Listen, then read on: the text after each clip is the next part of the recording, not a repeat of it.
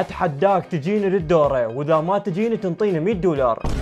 يا اخي انتم تظلون تورطون بي، يلا نروح. والما يدري انا مسوي سلسله كل يوم اشوف بها متابع على مدار 100 يوم، وهذا التحدي لكم، لانه اذا ما وصلت بهاي ال100 يوم مليون متابع احذف كل حساباتي. واليوم الفيديو ال14 ويلا تابع الحساب. وبعد معاناه واخيرا وصلنا. وهسه اقدر اقول لك شلونك. تمام الحمد لله، اهلا وسهلا بيك، نورتنا بالدورة. وهسه قل لي شنو السر مغطي وجهك؟ تعال وياي خل اشوفك، لان شغلي ما يتطلب اطلع وجهي. ليش؟ هو شنو شغلك؟ قل لي. شغلي تقني بالسوشيال ميديا، ارجع حسابات واوثق حسابات واحل جميع مشاكل حسابات العالم. انا هذا الحكي ما يهمني، اريد دليل. هذا تليفوني وشوفني الدليل بالتوثيق. هسه راح اخليك تشوف الدليل بعينك. اشو هذا سواها صدق وبدا يشتغل بحسابي وجابها منا وردها منا، شو ما احس لك؟ هذا الدليل وثقت لك حسابك وحلت لك جميع مشاكل حسابك. شوفوا هذا سواها صدق. طبعا اللي تفاجأته هنا أنا موجود مو بس توثيق حسابات. احنا هنا نشتغل تسويق وترويج وبدون ترويج.